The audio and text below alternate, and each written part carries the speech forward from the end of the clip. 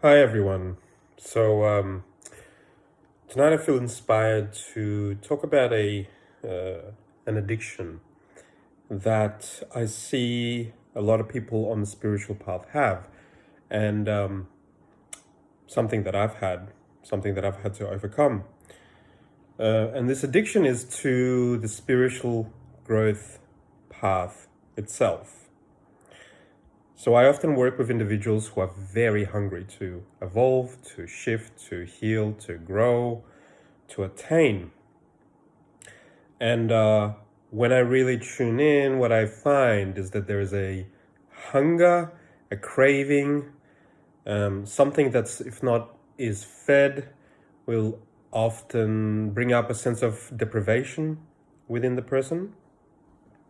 And it's something that needs to feed all the time, whether internally or by chasing workshops, healers, modalities, openings, plant medicines, so on and on and on. And it's never enough. The end goal may be enlightenment or feeling like there's no more trauma, there's no more density, there's nothing coming up. But it's just a facade. The addiction keeps needing to feed, keeps needing to go, keeps needing to explore, entertain, or be fascinated with spiritual states or growth or catharsis, whatever it may be. Underneath that, there's often low self-worth or a sense of fearing the mundane, or being average, or being human, merely boring, skimming the surface of life. And that's something that's very abhorrent to the person. This acceptance of just living, just being average, just being normal. And that's something that's intolerable. And so the addiction of needing the special or the grandiose, dressed up in spiritual clothing, dressed up in spiritual experience, is a form of perfectionism. Whether we create rituals for ourselves or spiritual practices that we do, or it's the chase of more workshops, more healing, more opening, it doesn't really matter.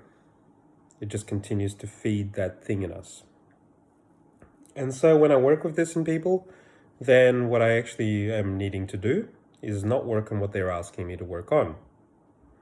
It's about working with the addiction itself and what needs to be met underneath that, which may be coming face to face with just an averageness, a mundaneness, a simplicity, the surface, not the depth.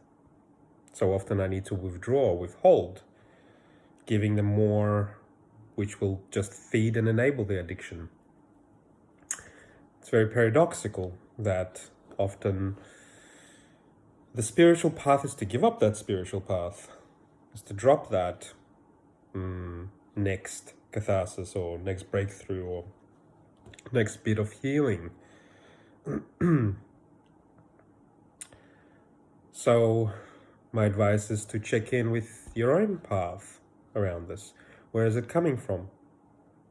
Is it I need to grow, otherwise I won't get?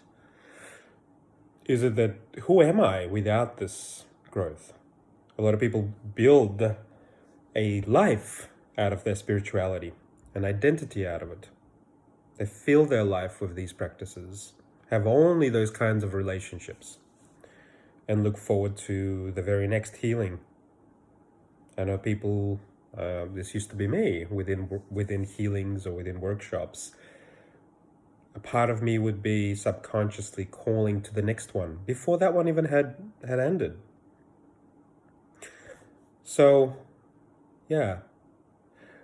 What is that void like? when we imagine, what if I stopped all this right now? Because often there will be a void to face. How do we feel that void? Are we terrified of it? And what about the feelings of oh, well, I'm just human, just like everyone else. I am ordinary. Can we face that within ourselves? So my advice often is to people is, can we imagine giving all that up? And what does that bring up?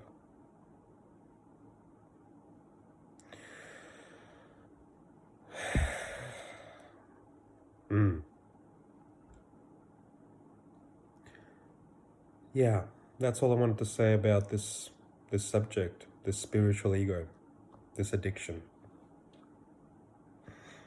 If you feel drawn to the work, drawn to this content, please hit subscribe below, leave a comment. If you feel drawn to working with me, even if it's on working on letting go of working on, that is something that can be provided. There can be support for that. There can be space holding for this. The contact details are below in the video. Looking forward to hearing back from you on this content, on anything else that you come across on. Thank you, and have a good night, morning, afternoon, wherever you are in the world.